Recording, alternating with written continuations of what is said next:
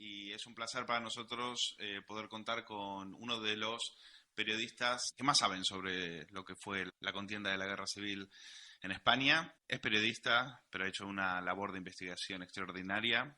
Y fruto de ese trabajo es este libro que nos viene a presentar, Así comenzó la Guerra Civil. Este tiene una investigación asombrosa, quizás lo más en profundidad que se puede leer hoy sobre los primeros días, los días anteriores a lo que fue la sublevación del ejército, comandada por el general Mola y después en manos también de Francisco Franco. Y de eso vamos a hablar con Miguel Platón. ¿Qué tal, Miguel? Una Muy vez más, bien. bienvenido. Pues muchísimas gracias a vosotros.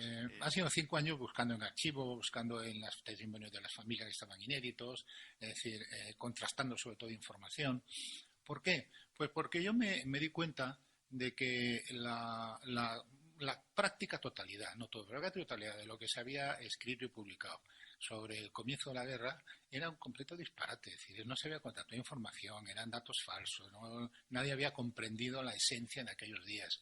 Entonces, todavía hay muchos libros, en el año 2017, ahí lo cuento, que el Premio Nacional de Historia se lo dieron a un catedrático de Historia Contemporánea muy conocido, no voy a decir su nombre, en el cual decía que la guerra empezó tal y como estaba previsto en Melilla el 17 a las 17. Mire usted, señor catedrático, ni estaba previsto que fuera en Melilla, ni estaba previsto que fuera el 17, ni estaba previsto que fuera a las 17 horas de ese día, en absoluto. Lo que estaba previsto era que el general Franco decidiera cuándo comenzaba la sublevación. Y el plan del general Franco era trasladarse, dejar a su familia en un barco en el puerto de la Luz que iba a Francia en Las Palmas, en Canarias, el día 19 a primera hora de la tarde, domingo, y entonces luego emprender vuelo hacia el Marruecos español y entonces declarar el estado de guerra entre el 20 y el 21 de julio.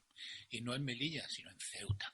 ¿Y a qué hora? Pues a la hora que le estimara conveniente. Nadie sabía, salvo Franco, y dependía de malas circunstancias cuándo iba a ser posible. Entonces esa es la realidad. La realidad es que la guerra, el estado de guerra, la guerra civil, comienza de manera completamente imprevista el día 17 de julio en Melilla por la delación de un infiltrado en la falange melillense que era confidente del presidente del Frente Popular de Melilla, que era un teniente de alcalde, Felipe Aguilar, y entonces por pura casualidad a este confidente que estaba en la falange, pues entonces le entregan unas pistolas a primera hora de la tarde el día 17 de julio y él rápidamente va a contárselo al teniente de alcalde del Frente Popular.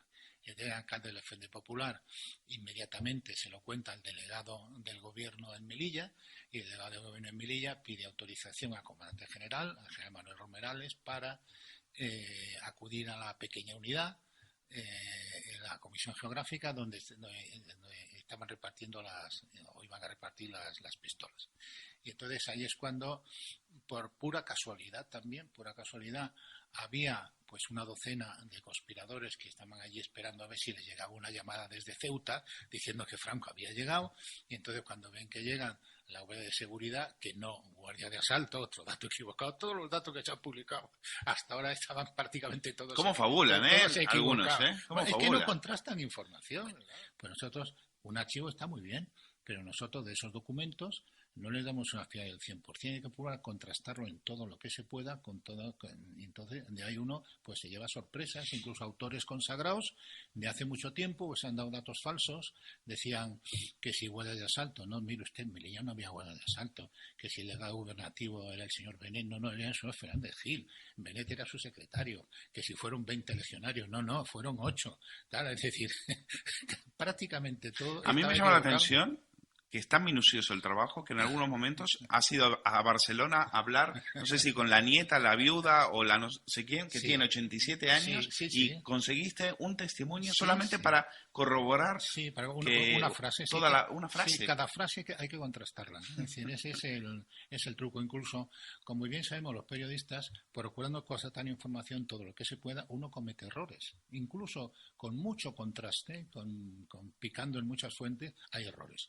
Si uno no contrasta, es un completo disparate, claro, lo que sale de los títulos. Y si estuve en Barcelona, hablé con la hija que todavía vive, por cierto, me acaba de felicitar la Navidad, del general Balmes, que murió por un accidente en Las Palmas el 16 de julio del año 36.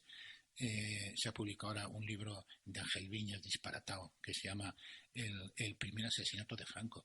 Es una completa mentira de principio a fin, es una completa falsedad. Pero ¿cómo se pueden manipular las cosas de esa manera? Esta idea de que Franco fue eliminando a todos los que le podían hacer sombra. Por favor, vamos, eso parece mentira que alguien que es un catedrático, que es un doctor y tal, como Ángel Viñas, pueda haber escrito semejante disparate. Trata de las falsedades que hay también sobre esta época. Pues localicé por la guía telefónica a la hija del general Balmes, 87 años. a Julia. Julia nació en el año 30, en enero del año 30, por lo tanto, este mes cumple 89. Sí. Y con otra gente igual, con las Romerales, que era el comandante general de Melilla en el año, en realidad de la circunscripción oriental del Protectorado, con sede en Melilla, en julio del 36, que luego fue muy injustamente juzgado, condenado a muerte y fusilado. Eso, insisto, muy injustamente, porque era una bellísima persona, que en absoluto condenó a muerte por traición, una completa locura por parte del Consejo de Guerra que le juzgó. Y una de las mayores satisfacciones de este libro y de un libro anterior, el cual contaba ya, me refería exclusivamente a lo que pasó en Melilla, en el cual contaba la peripecia de Romerales, es que 80 años después el retrato del general Romerales ha vuelto a los pasillos de la Comandancia General de Melilla. El comandante general que había entonces, hace unos años en Melilla, estuvo en la presentación de ese libro mío, escuchó y se enteró por vez primera de la realidad del general Manuel Romerales y tomó la decisión de colgar el retrato de Romerales entre los antiguos comandantes generales de Melilla, lo cual me ha proporcionado una enorme satisfacción. Vamos ahora, sí, a meternos, a zambullirnos en el libro. A mí las cosas que me han llamado la atención son que 48 horas antes de la sublevación, eso se iba al garete. Eso estaba atado con... estaba muy mal atado. Exactamente 4 días antes, es decir, el domingo 12, es decir, 5 días, el domingo 12, Franco se manda un telegrama por los canales de cifrado que tenía entonces a la dirección que había en Madrid, que era un telegrama que decía únicamente 3 palabras, decía geografía poco extensa. Eso significaba que él no veía que se daban las condiciones necesarias para que la sublevación tuviera éxito. Sí, Franco... Había dos posturas, digamos. Sí, por un lado, Mola, que quería hacer un golpe rápido, y por otro lado, que Franco decía, esto no va a ser rápido. Esto va a durar y va a durar mucho. Y no la tenemos todas consigo. Sí, ellos hacen todo lo posible. Es decir, primero... Mola, hasta 20 y tantos de junio, o sea, menos de un mes antes de la guerra, Mola no contaba con las fuerzas de África, ni contaba con Franco.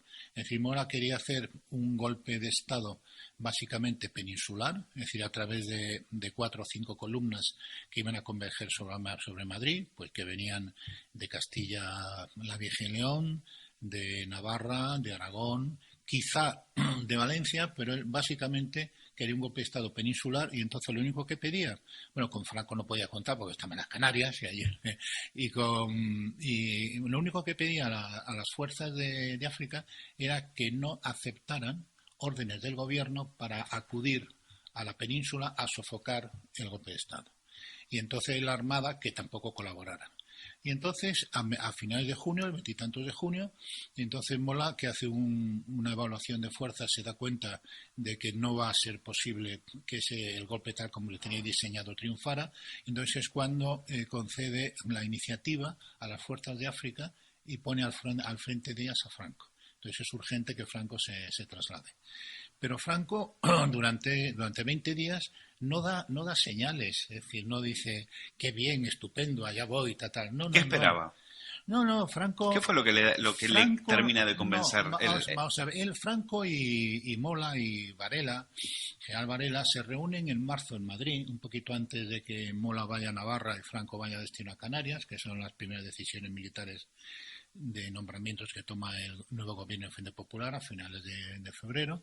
Y entonces ellos dicen, bueno, esto va a ir muy mal, y entonces es posible que haya que sublevarse contra el gobierno, se lo aceptan ya desde marzo del 36, pero eso no se puede hacer sin más. Es decir, ellos veían que ellos decían si la línea roja era Largo Caballero, ¿no? Es decir, bueno, sí, ellos tenían como líneas rojas, es decir, a partir del momento en el cual ya no habría recuperación, pues, por ejemplo, la disolución de la Guardia Civil, por ejemplo, el debilitar mucho al ejército, que Largo Caballero tomara el poder y se hiciera con el gobierno, que hubiera un proceso revolucionario muy duro.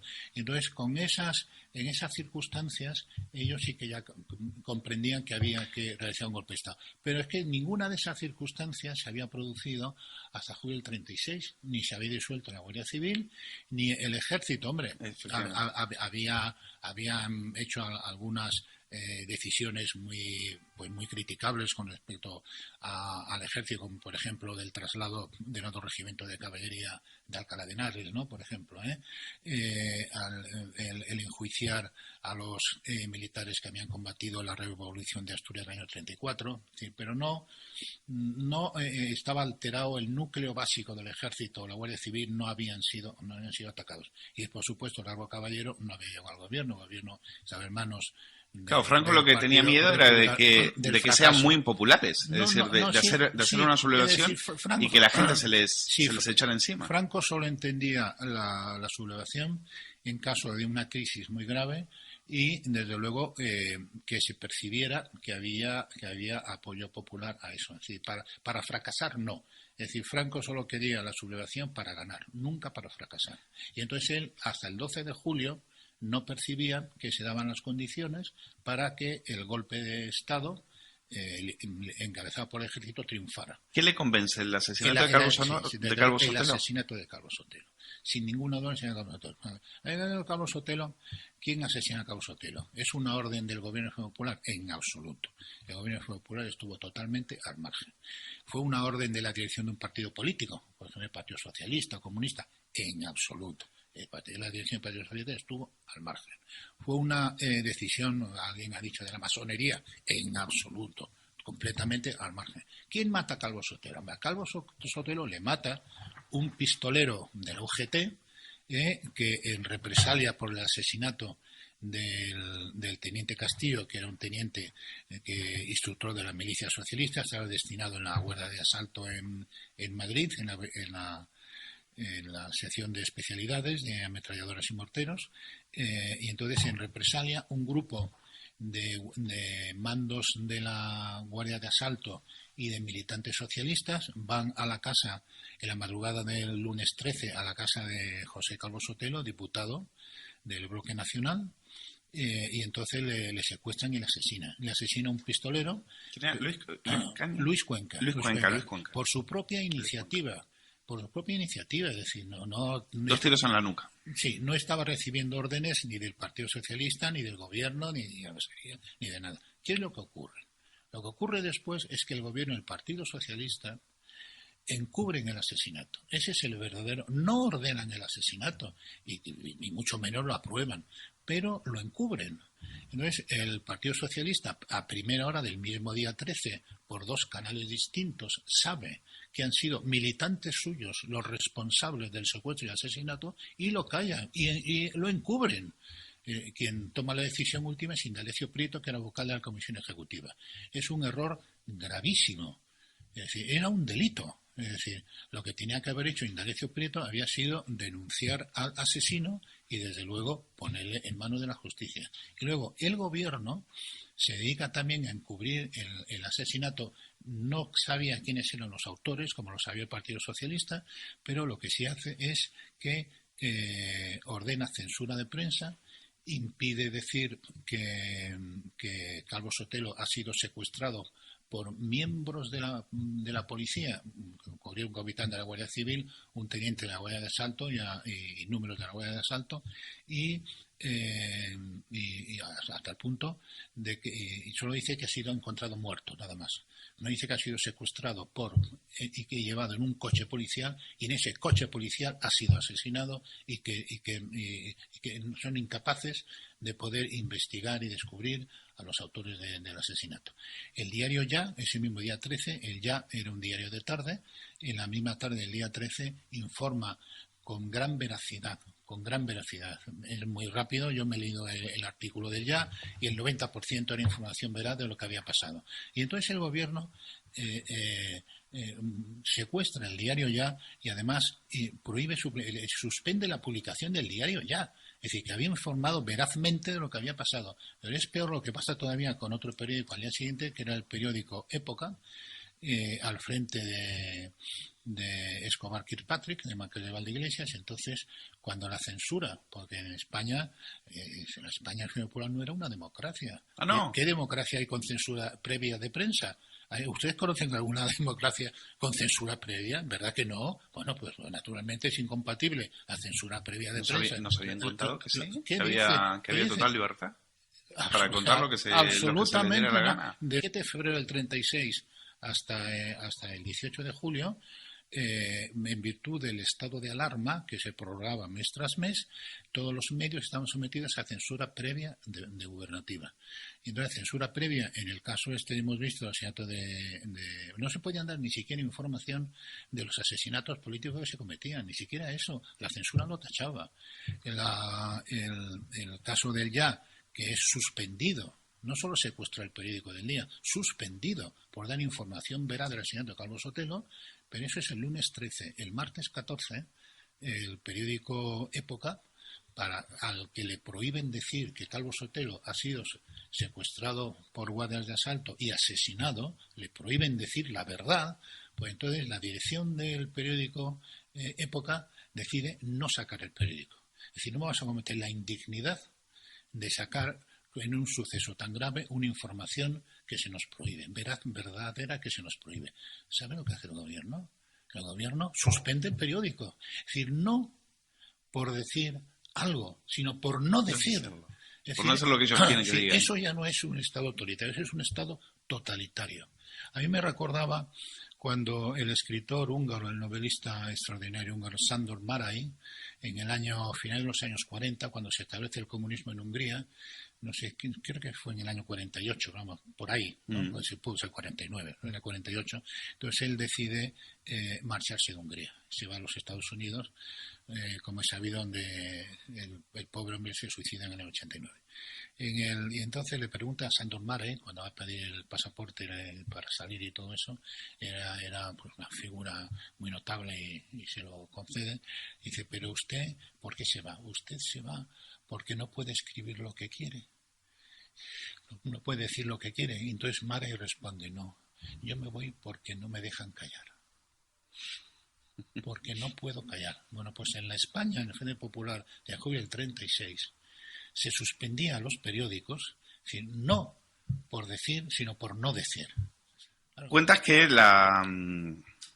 donde gana la sublevación es en el trabajo de inteligencia. Y después hay anécdotas personales o historias personales que también entran en juego. Por ejemplo, Casares Quiroga tenía una buena opinión de Mola, por eso no sospecha de Mola, no se lo cree cuando le dicen que Mola puede tener algo que ver. Cuéntanos cómo es esa batalla de inteligencia que ganan en unas condiciones muy precarias. Los republicanos, es decir, Azaña y Casares Quiroga, tenían la convicción que se revelaría al final equivocada de que el golpe de Estado sería monárquico. Por lo tanto, había que controlar a los dirigentes monárquicos y a los militares monárquicos. Orgaz, por ejemplo. Por ejemplo, sí. Mola no era en modo alguno monárquico. Y además, Casares Quiroga, presidente del Consejo de Ministros, es decir, jefe de gobierno. En los 2 últimos meses del Frente Popular, de mayo a julio del 36, tenía una deuda personal de gratitud con Mola. Porque cuando en diciembre del año 30, cuando la sublevación de Jaca, Casares Quiroga, que había ido allí para intentar parar la sublevación del capitán Galán, es detenido, y entonces imaginaros lo que es diciembre en Jaca. en los Pirineos, un frío horroroso en una cárcel, por supuesto sin calefacción. Y él padecía tuberculosis y entonces pues tenía por su vida, tenía legítimamente por su vida, porque no iba a poder aguantar un invierno allí.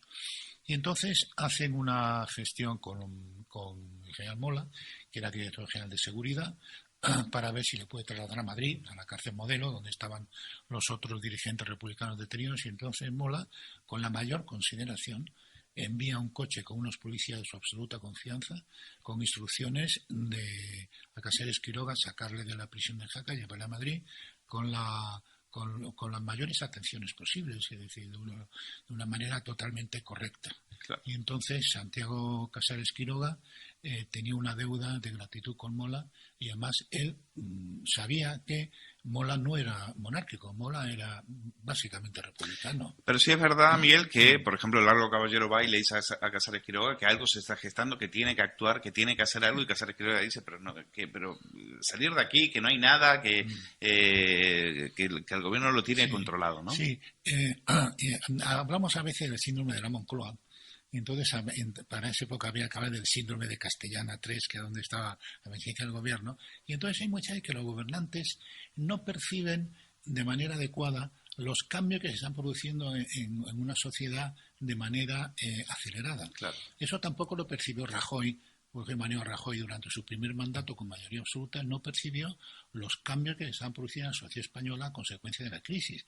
Y luego apareció el fenómeno Podemos, con el que nadie contaba años antes. Entonces, en la primavera, en esos meses del Frente Popular, de febrero a julio del 36, en la sociedad española se están produciendo una serie de cambios muy importantes de opinión, y entonces el gobierno no era consciente de eso.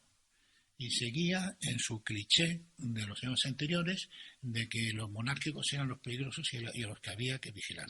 Bueno, pues no era así. Y tenía mucha... ¿Franco era monárquico o republicano? Monárquico. Lo que pasa es que era un monárquico pragmático. Es decir, Franco era accidentalista, él de corazón podía sentirse monárquico, pero desde luego no hizo absolutamente nada contra la República, sino todo lo contrario, hasta julio del 36. Y de hecho él dijo muchas veces, él se sublevó, como los otros generales, en un manifiesto que terminaba diciendo viva la República, y todavía muchos años después nos seguía diciendo, yo no soy contra la República, yo soy contra el gobierno del Frente Popular, que es distinto, no contra la República. En ese trabajo de inteligencia, quizás una de las partes más interesantes del libro es cómo consiguen un avión. Claro, imagínate la situación, es decir, hay que conseguir nada más y nada menos en los años 30 un avión para que Franco vuele de un sitio a otro sin que el gobierno se entere. Y tú cuentas la odisea del Dragón Rápido, que es una historia apasionante. Detrás del Dragón Rápido hay un diario conservador, no sé si era el que te referías, pero está nada más y nada menos que Ignacio Luca de Tena. Hay un corresponsal de ese periódico, también corresponsal en Londres, que también tuvo mucho que ver, y el dinero de Juan March. Efectivamente. Sí. Cuéntanos un poco de esa historia. Bueno, a Juan March la República le había tratado extraordinariamente mal. Juan March era un hombre de un grandísimo mérito, es decir, de una familia mallorquina, del campo mallorquín, que... pues que su padre era un tratante de cerdos, tratante de ganado, es decir, era un intermediario que vivía pues de una manera modesta, es decir, no eran pobres, pero eran una familia modesta. El padre se dio cuenta de que su hijo Juan era muy inteligente, y entonces le proporcionó estudios de comercio. Los estudios de comercio eran una alternativa al bachillerato, y entonces estaban pensados para jóvenes, para niños y jóvenes que sus padres, su familia tenía un comercio, tenía un negocio, y entonces les daban los estudios básicos para poder llevar un comercio o un pequeño negocio. Entonces el padre de Juan March le dio a su hijo Juan los estudios de comercio, con lo cual él era muy inteligente, entonces empezó a conocer muy bien cómo funcionaba el funcionamiento real de la economía, y luego pues cuando ya terminó los estudios se dedicó como el padre pues a compraventa de ganado, sobre todo compraventa de cerdo. Entonces eso le puso en contacto con los agricultores mallorquines y con los que trabajaban la tierra en Mallorca. Y él se dio cuenta de que la gran aspiración de esos campesinos, que eran en su mayoría arrendadores de tierras, era poder tener tierra propia. Y entonces se las ingenió para comprar una gran parcela de terreno, dividirla y ofrecerla en condiciones económicas muy favorables a la gente de Mallorca. Y entonces pagaban la tierra a muchos años, y si un año la cosecha venía mal por el clima, entonces se les perdonaba lo que tenían que pagar. Bueno, Juan Mar llegó a firmar 50.000 hipotecas. Es decir, convirtió a 50.000 campesinos en propietarios, tanto en Mallorca como en Levante. Por eso era un hombre tan popular. Luego ganaba todas las elecciones prácticamente sin hacer campaña, porque la gente en Mallorca sobre todo le adoraba. Luego, como él era un espabilado para los negocios, se metió en el negocio del tabaco a través de una empresa en la Argelia francesa, y entonces empezó con prácticas de contrabando. Él tenía barcos, y entonces los barcos llegaban hasta el límite de las aguas jurisdiccionales españolas, que entonces en todo el mundo eran 3 millas, es decir, exactamente 5,5 kilómetros. Allí lo transbordaba a barcos de pescadores, los pescadores lo llevaban a tierra. Los carabineros, que eran los que tenían el resguardo fiscal y la protección de fronteras, pues si alguno estaban comprados y si alguno pues era castigado, naturalmente era protegida la familia. Se tenía toda una red en nombre del libre comercio, porque lo que atacaba era el monopolio del Estado. Sí, un pirata en favor del libre comercio. El monopolio de tabacos del Estado español venía desde el siglo XVII. La palabra estanco significa precisamente monopolio, es decir, un estanco. Aquí no entra nada que no sea lo nuestro, ¿no? Y fue durante mucho tiempo el estanco fue la empresa pública más eficiente y más rentable del Estado español. Era una de sus principales fuentes de ingresos, el monopolio del tabaco. El Estado siempre se queda con los vicios, ¿eh? Sí. El juego, el tabaco. Y luego él actuaba también en Marruecos, en el norte, cuando todavía no era protectorado español. Cuando fue protectorado español, se las arregló para ganar el concurso del tabaco en el protectorado, salvo en Ceuta y Melilla. Entonces ahí ya quienes hacían contrabando eran las autoridades españolas, que metían labores de tabacalera en Ceuta y Melilla y las venían en el protectorado sin tener permiso, con lo cual, pues como decía una película, entre pillos anda el juego, ¿no? A partir de entonces, pues Juan Mar, gracias a la Primera Guerra Mundial, el que tenía los barcos, se hace riquísimo, una de las mayores fortunas de Europa. Y luego él se presenta ya a las elecciones a diputado, le gana Antonio Maura, nada menos. Él era del Partido Liberal, del grupo de Santiago Alba. Santiago Alba es uno de los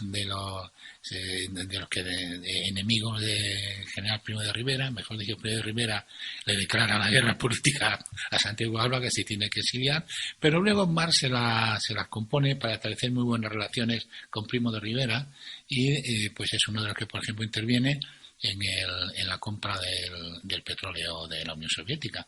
Es decir, había un monopolio anglosajón, básicamente, del Standard Oil, que tenía también su monopolio de suministro de petróleo a España, y entonces Primo de Rivera quiere romper ese monopolio, y entonces la Standard Oil empieza a bloquear a Primo de Rivera, y el problema de suministro de petróleo se lo soluciona Juan Mar con la importación de petróleo de la Unión Soviética, nada menos. Cuando llega ya al final de la dictadura de Primo de Rivera y empiezan los republicanos a movilizarse, entonces a Mar le piden dinero para que Mar financie la conspiración contra la monarquía de Alfonso XIII. Entonces Mar se niega a financiar esa conspiración. Es decir, él no era antirrepublicano, todo lo contrario. Él confiesa luego que había participado muchas veces de los ideales igualitarios del socialismo, lo cual venía de su origen familiar humilde, y de hecho el Partido Socialista no tenía sede en Mallorca, y entonces Juan Mar le regala una sede al Partido Socialista para que sea la Casa del Pueblo en Mallorca. Y luego también le vende a muy bajo precio y a crédito en muy buenas condiciones la rotativa para imprimir en Madrid el periódico El Socialista.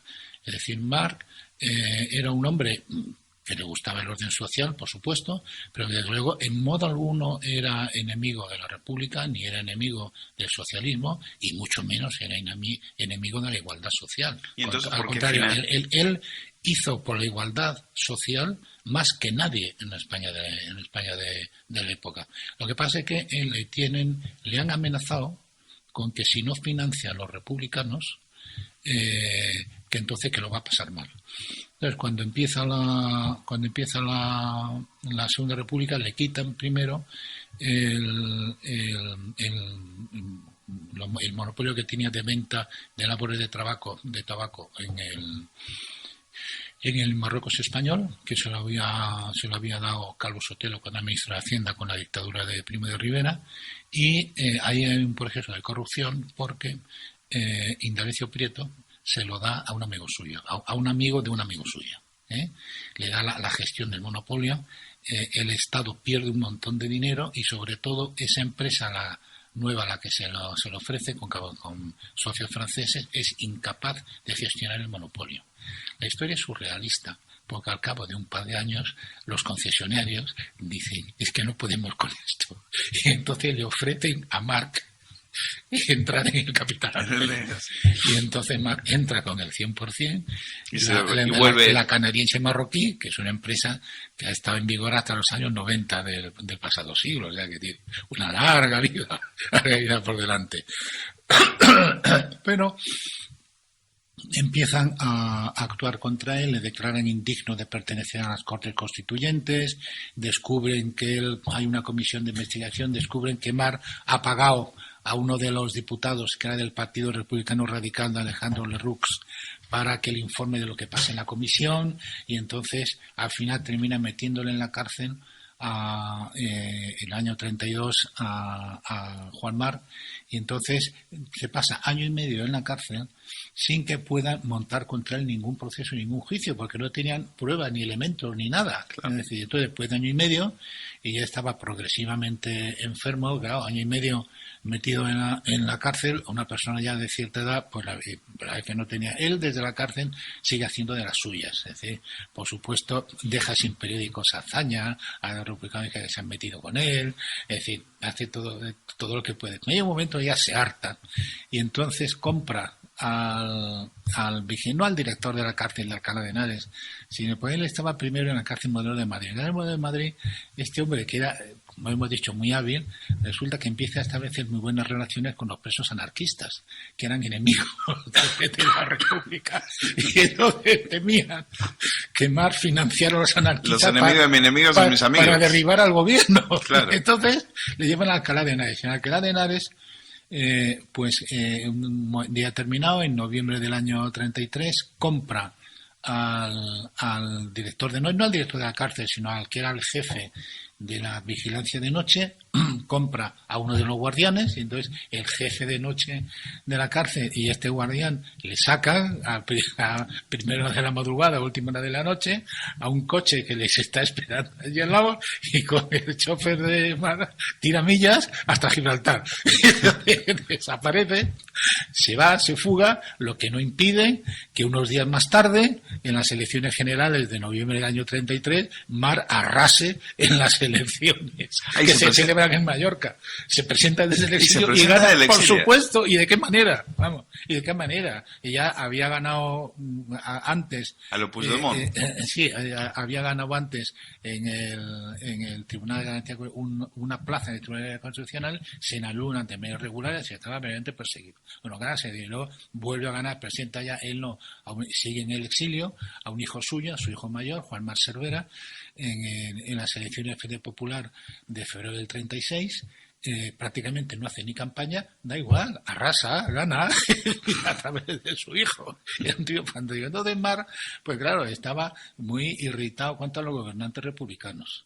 Y cuando él estaba exiliado en Francia, normalmente en Biarritz, en el País Vasco francés, Y entonces es cuando, a 1 de julio del 36, pues le cuentan, bueno, que se está preparando algo a través de Mola. Entonces, Juan Marc ofrece, bueno, que hace falta trasladar a Franco, que hace falta un avión, y entonces Juan Marc le entrega a Ignacio Luca de Tena, que se había tenido que exiliar también a Francia porque le habían obligado a readmitir a los obreros de talleres que que habían hecho una huelga revolucionaria tiempo antes, y entonces le entrega a Ignacio Luca de Tena un cheque en blanco. Cheque en blanco. Con esto, en un banco determinado de Londres, lo que usted pida para trasladar a Franco. Entonces, cuando se da cuenta de lo que se está preparando, entonces él asume rápidamente que la clave es Franco. Y entonces le manda un emisario a Franco diciéndole que todo dependía de él. Y también le ofrece a Franco una garantía para su mujer y para su hija. Garantía que Franco sí, acepta. acepta. Y también ofrece una garantía al general Mola. A Mola, a su mujer, Consuelo Bascón, y a sus 4 hijos, que unos días antes del comienzo de la guerra van al País Vasco francés y allí son protegidas por un agente de Marc. Traer un hidroavión, bueno, no era un hidroavión, primero buscaron un hidroavión. Pero no había ningún modelo. Al final no había ninguno, entonces buscaron un avión que en ese momento era muy popular. Es que el corresponsal de ABC en Londres, que era Luis Antonio Bolín, que era hijo de padre español y de madre inglesa, lleva mucho tiempo viviendo en Londres, consulta con su buen amigo que vivía allí, que era el ingeniero Juan de la Cierva, el inventor del autogiro, que tiene una sociedad británica y que también vivía en Londres. Y entonces pues habla mira, me dice Luca de Tena, me dice esto, entonces tanto Bolín como Juan de la Cierva, bueno, esto es para trasladar a Franco, es evidente, si hay que ir a Canarias y tal, así quién está Franco. Entonces dice, bueno, vamos a ver, me han pedido un hidroavión. Y entonces Juan Marc, que hombre de algo sabía de aviación, dice, mira, aquí de hidroavión, aquí no hay ninguno, o son demasiado pequeños o son demasiado grandes. Eso lo hice de la Cierva. Juan de la Cierva, Juan claro, de la Cierva, que es el experto, es el claro, que sabe de aviones. Dice, o son demasiado pequeños y no tienen autonomía en alcance, o son demasiado grandes. Y además, dependen también de poder amerizar, es decir. Y entonces, claro, tenía que hacer varias paradas. Claro, Juan Marc le recomienda un avión terrestre, un avión muy bueno, de lo mejor que había en la época, que era el DH-89 Dragon Rapid de Havilland, que era un bimotor francamente bueno para la época, que a juicio de Juan Marc, juicio acertado, reunía las condiciones necesarias, aunque por no tener autonomía debía hacer escala en el Marruecos francés. Es decir, no era posible disponer entonces para un avión pequeño, era un avión grande, ¿verdad? Tú no podías ir con un avión de 15 o 20 plazas, tenías que ir, pues como el Dragon Rapid podía llevar piloto y 8 plazas, aunque la configuración normal era de piloto y 6 plazas. El piloto normalmente llevaba un mecánico, y entonces la disposición efectiva era de 5 plazas. Y entonces había una empresa en Londres, una empresa de taxi, de alquiler de aviones taxi. Esa empresa efectivamente les alquila el avión, el Dragon Rapid, le pone el piloto, un piloto de la propia empresa, que muchos dicen el piloto inglés. El piloto simpático, mire usted, acabó siendo amigo de Franco. Era galés, sí. No, de inglés nada, era galés. Dice, había por ahí el inglés, que era de Gales, que no era inglés. Bueno. Que era un antiguo suboficial de la Fuerza Aérea Británica, que como tantos militares de la Fuerza Aérea se había pasado al sector civil, igual que el propio dueño de la empresa, que había sido un as de la Fuerza Aérea Británica en la Primera Guerra Mundial, y entonces pues le alquila el avión. A precio de hoy, ¿qué podrían ser? ¿80.000 euros? ¿100.000 euros? 74.000 euros es lo que es el coste total. 74.000 euros. Y entonces, pues, bien disimulado con un ex militar inglés que trabajaba para el MI6, para el Servicio de Inteligencia Británico, con una hija de esta y una amiga. Exacto, para disimular. La chica para disimular. La chica para disimular las dos para rubias. que parezca que se iban de juerga, ¿no? Efectivamente, sí, las dos rubias para disimular.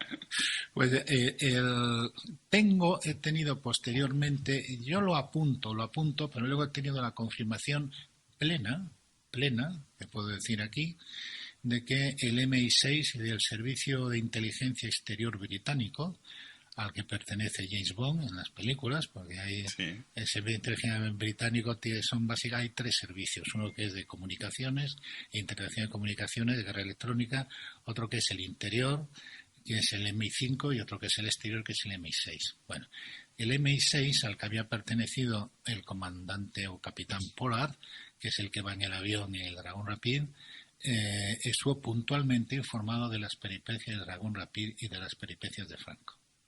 Era un gobierno conservador británico y simplemente recibía información, no hizo nada ni a favor ni en contra, pero estuvo puntualmente informado. Y entonces pues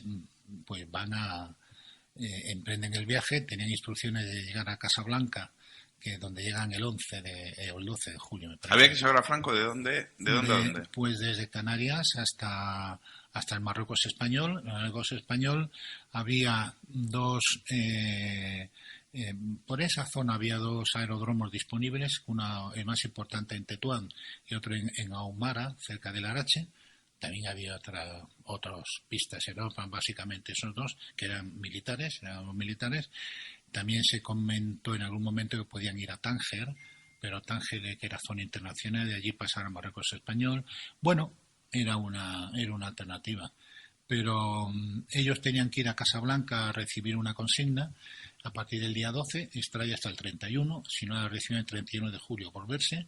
Pero cuando el 13 de julio llegan las noticias del asesinato de Calvo Sotelo, entonces Bolín, sin recibir ninguna indicación adicional, dice, bueno, esto se acelera y hay que poner en marcha cuanto antes. Entonces el día 14 el Dragon Rapid vuela desde Casablanca hasta Gando, hasta Gran Canaria.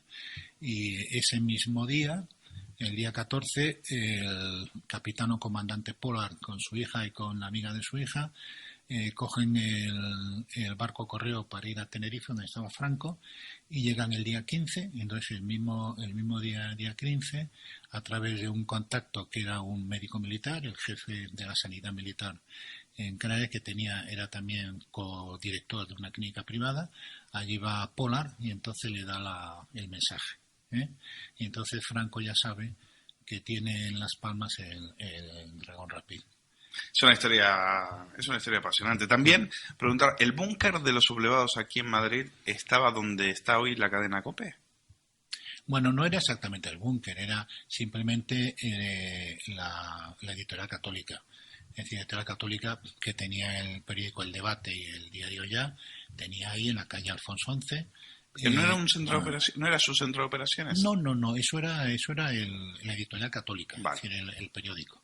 Es decir, había dentro de lo que era Madrid había 2 núcleos de conspiradores. Había, digamos, el núcleo nacional, que estaba en contacto con Mola y con Franco, donde estaba el general Quindelán, donde estaba Valentín Galarza, que luego fue ministro de la Gobernación, donde estaba algún personaje más, es decir, Francisco Herrera Oria, exacto, hermano de Ángel Herrera Oria, y esos alquilaron un piso en la calle Espalter, bastante cerca. Pero lo que había allí donde está ahora la cadena COPE, en la calle Alfonso XI, era la editorial católica. Entonces me confundí con lo del edificio, el piso de Espalter. No, que luego fue incautado por el Partido Comunista durante la guerra, ¿sí? Todas las instalaciones de editorial católica. Bueno, vamos terminando. Es decir, yo precisamente una de las cosas que me llamaba la atención era que se contaba que Mola llegó a estar desesperado. Bueno, ya tratar con los carlistas ya era bastante, porque los carlistas lo volvieron loco, ¿no? Sí. Se hartó de ellos completamente. Sí, le dijo, podemos hacer la revolución sin usted, la sublevación, el golpe, como le llame, sin ustedes. Déjenme en paz. Sí. Y al final... Todo eso cambia también con el asesinato de Calvo Sotelo. Claro. El de Calvo Sotelo es capital para conseguir la adhesión incondicional de los carlistas y la adhesión incondicional de Franco. Lo que pasa es que luego falla la planificación que habían hecho Mola y Franco, falla por esa delación imprevista del infiltrado de la falange melillense, Claro. y entonces eso lo que hace es que fracase el golpe de Estado. Es decir, hay 38 horas exactamente en las cuales se ha sublevado el ejército de África, empieza a haber algunos conatos de sublevación en la península, pero no saben qué hacer. Entonces, la instrucción de Mola era inmediatamente embarcar las tropas para la península, para desembarcar en masa las tropas profesionales de África y emprender camino de Madrid. Y se pasan día y medio sin hacer nada hasta que llega Franco. Y entonces ya para entonces pues el gobierno se ha hecho con las riendas. Es decir, en esas primeras 38 horas, quien de verdad actúa de manera precisa es el gobierno. Es decir, no los rebeldes. O sea, el gobierno hizo lo que había que hacer. Los rebeldes están sin mando. Mola, vamos a ver, el primer acto de la guerra es en Melilla a las 4:20 de la tarde del 17 de julio. Y luego hacia las 6 de la tarde es cuando ya han detenido al comandante general, el general Manuel Romerales, y cuando proclaman el estado de guerra por las calles de la ciudad, entre las 6 y las 7 de la tarde. Pero Mola, del día 17, Mola no se subleva hasta las 6 de la mañana del 19 de julio, un día y medio después, y Franco no se entera de que han proclamado estado de guerra hasta la noche del 18, que estaba durmiendo con su mujer y su hija en un hotel de Las Palmas, y luego, claro, él tiene que organizar aquello, tiene que desplazarse a Marruecos y no llega a Tetuán hasta las 7 de la mañana del día 19. O sea, como golpe fue una chapuza. Sí, totalmente, sí, porque no ¿Y, sé... ¿Y qué fue lo que permite que luego después aguante? Porque ¿qué es lo que hay Pues, una cosa muy interesante y sí. es que también es verdad que en el gobierno claro, el gobierno dice, bueno, a partir de ahora tenemos que tomar una decisión, y entonces lo primero que dicen es las armas a los Sí, milicianos, bueno, ¿no? eso fue después de ser Quiroga se negó a entregar las armas, y quien le intenta suceder, que es Diego Martínez Barrio, también se niega. Porque ellos le tenían más miedo, no le tenían más miedo a los suyos Sí. que al gobierno, que al ejército sublevado. Sí, por supuesto, vamos, sí. Y luego al final ya es por decisión de Aznar, el gobierno Giral, el que ya el día 19 decide entregar las armas, ¿no? Pero hasta entonces, ¿cuál es la clave de que el golpe aguante? Esa es la pregunta. La clave es la espontaneidad de gran parte, de la mayor parte de los militares y de los marinos, con apoyos civiles, de manera espontánea en toda España. Es decir, hasta el 17 de julio, un grupo muy reducido, pero reducidísimo, estaba al tanto de lo que pasaba, pero unas docenas nada más, muy poco más, por razones de seguridad elementales. Claro. Pero cuando se produce el asesinato de Calvo Sotelo y si llega noticia de que el ejército de África se ha sublevado, de manera totalmente espontánea, la mayoría de los mandos militares se adhieren. Pero nadie les había contado con ello, ni les había dicho nada, pero es que eso pasa en la investigación que estoy haciendo ahora, en pequeños cuarteles de la Guardia Civil. Imagínate tú que tenga Guardia Civil un pequeño pueblo de Albacete, o de Ciudad Real, o de Murcia, o de Alicante. Y entonces cuando les llegan noticias de que eso es el ejército de África y que se han sublevado otras guarniciones, espontáneamente el pequeño cuartel de la Guardia Civil del pueblo X, al mando de un cabo o como mucho de un sargento, decide sumarse por su propia iniciativa, sin que nadie les haya dicho nada. Y entonces el destino de esas unidades de la Guardia Civil es muy diverso, porque si al final en la zona en la que están han triunfado los sublevados, se suman a la fuerza rebelde, pero si están en una zona que tiene sido controlada por el gobierno, pues son detenidos y en muchos casos asesinados. Pero es la espontaneidad social lo que hace que el golpe triunfe. Espontaneidad militar y espontaneidad social. Y Franco no está detrás de la muerte de Mola. En absoluto. Vamos a dejarlo claro para eso es el que nos está eso contando es que ese es otro de los grandes bulos. Una completa tontería, vamos. Sí, hay mucha tontería por ahí. Es decir, cosas que dice esto.